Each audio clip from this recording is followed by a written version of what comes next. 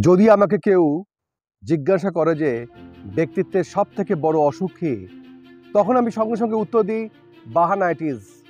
এই অসুখের জন্য অনেক যোগ্য ব্যক্তি তাদের যোগ্যতা সাথে অন্যায় করেন। আমার মনে হয় যখনই কোনো ব্যক্তি অজুহাত করে তখন তার নিজেরই লজ্জা পাওয়া উচিত, কারণ সে অন্য কাউকে বা বরং নিজেকে প্রতারিত করছে। বেশিরভাগ সময় লোকেরা অজুহাত দিয়ে ব্যর্থতাকে ঢেকে রাখে এবং বেশ দৃঢ় তর্ক বিতর্ক করে, যাকে বোঝানোর চেষ্টা করে যে অন্যদের তুলনায় তার কাছে অনেক বেশি কঠিন ছিল। যদি সত্যিই নিজের স্বপ্নকে সার্থক করতে চান তবে অজুহাত বন্ধ করুন, কারণ এখন আমি যাদের উদাহরণ দেবো তাদের সামনে আপনাদের থেকে অনেক বেশি কঠিন পরিস্থিতি ছিল। তারা জীবনে বহুবার অপমানিত হয়েছেন, তাদের তিরস্কার করা হয়েছে, তাদের ছোট করা হয়েছে, তারা বহুবার ভেঙে পড়েছিলেন, কিন্তু তারা একটা ভালো কাজ করেছিলেন। প্রচুর প্রতিবন্ধকতার পরও তারা দৃঢ়তা হারায়নি, চালিয়ে গেছেন এবং একটা সুন্দর সকালের আশায় কাজ করে গেছেন। এর কারণ আজ তারা এই বইয়ের অংশ হয়ে উঠেছে। আমি এমন বলছি না যে প্রত্যেকেই তার পরিশ্রমের যোগ্য পরিণাম পাবে। কেউ একই রকম প্রাপ্তির জন্য বেশ অসুবিধার সম্মুখীন হবে, তো কেউ করবে কম। কখনো কখনো তো উল্টো পরিস্থিতিও আসে, কেউ খুব তাড়াতাড়ি অনেক কিছু পেয়ে যান আর তাকেও কেউ পান অনেক দেরিতে।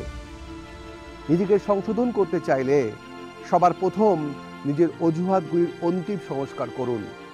আসুন দেখা যাক আপনার মতো পরিস্থিতিতে পড়ার সত্ত্বেও কে কে সংগ্রাম করে শীর্ষস্থান করতে সফল হয়েছে, কার অজুহাত প্রয়োগ করে পরবর্তী লড়াই করার নির্ণয় নিয়েছিলেন, এবং কঠোর বাস্তবের আয়নায় নিজের অজুহাতগুলিকে দেখুন।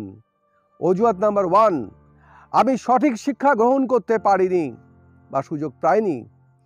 ফোর্ট মোটরের মালিক হেনরি ফোর্ডও সঠিক শিক্ষা পাননি।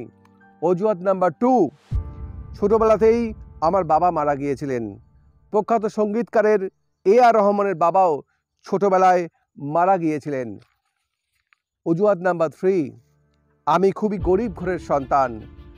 আমাদের প্রাক্তন রাষ্ট্রপতি APJ আব্দুল কালাম গরিব ঘরের সন্তান। অজুহাত নাম্বার 4, ছোটবেলা থেকেই ক্রমাগত অসুস্থ থাকতাম। অস্কার বিজেতা অভিনেত্রী মার্লি মেটলিন ছোটবেলা থেকেই কালা বা অসুস্থ থাকতেন। অজুহাত নাম্বার 5, আমি সাইকেলে ঘুরে অর্ধেক জীবন কাটিয়ে দিয়েছি। নির্মা কোম্পানির বার্সন ভাই প্যাটেলও সাইকেল চড়ে নির্মা বিক্রি করে অর্ধেক জীবন কাটিয়ে দিয়েছেন।